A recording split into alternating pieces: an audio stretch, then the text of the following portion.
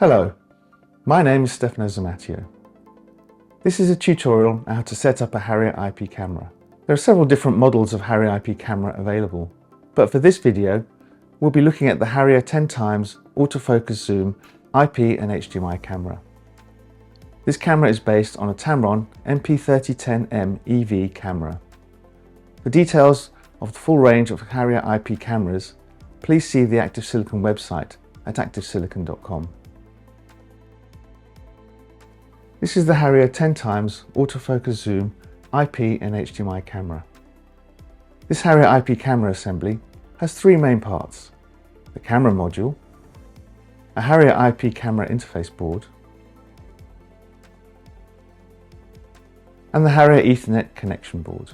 The Ethernet connection board has two connectors, a small one for power and a larger one for Ethernet. In this tutorial, we're following the quick start guide for the Harrier IP camera interface board. This is also available from the Active Silicon website. We will also be using parts from the Harrier IP evaluation kit. The evaluation kit includes a 12-volt power supply with multi-region main socket adapters, a power adapter cable, and an Ethernet adapter cable. The kit also contains a KEL 30-way microcoaxial cable and a 24-way FFC cable as spare parts. You will also need a Cat5 or Cat6 Ethernet cable to connect the camera to a live Ethernet network. This is not supplied in the evaluation kit. Before you start, you'll also need to download and install the OnVIF Device Manager application. This is available from sourceforge.net. The Harrier IP camera interface board is connected to the camera by the KEL 30-way microcoaxial cable. These cables are easily damaged, so if you need to remove the plug from the socket, you should gently lever it out from the sides using a small screwdriver or similar tool. Never pull the blue wires, as this is likely to damage the cable. The camera interface board is connected to the Ethernet connection board by a 24-way FFC cable. On your camera assembly, this cable should already be connected to both boards. Connect the power adapter cable to socket J3 of the Ethernet connection board. Connect the Ethernet adapter cable to J2. Now connect your Ethernet cable to the RJ45 socket of the Ethernet adapter to connect the camera to a network. Ensure that your network or host PC is running a DHCP server so that the camera can get an IP address. Everything is ready to go. So now plug the power supply into the mains power and connect it to the power supply adapter. The camera will power up and the LEDs will come on. A blinking LED will indicate network activity. Once the camera has booted, it will request an IP address from the DHCP server. Once it has been assigned an address, any device on the network will be able to communicate with the camera. On a PC connected to the same network, open the OnVIF Device Manager application.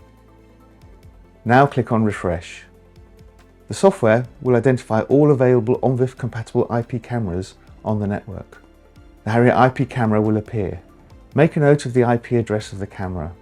Select the camera and click on Live Video to view the camera output. There are 3 video profiles available, each with different bandwidth settings.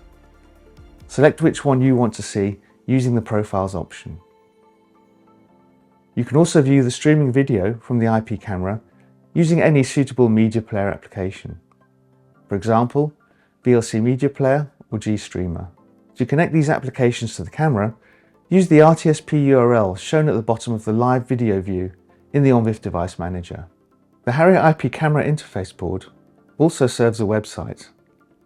To access this website, simply enter the IP address into your web browser. This website provides system information and allows you to control the camera and its network settings. The Harrier IP website will open on the Overview page.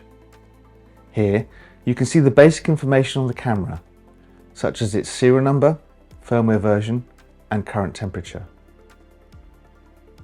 To view the camera network settings, select the Network Settings page. Here, you can view and change the settings. For example, fixing the IP address. We have set the IP address to the same as the one being currently used. But if you change to a different IP address, you'll also need to change the address used in the browser for the Harrier IP website and also for the IP video streams. Now let's have a look at how to control the camera. The Harrier IP camera is ONVIF Profile S compatible.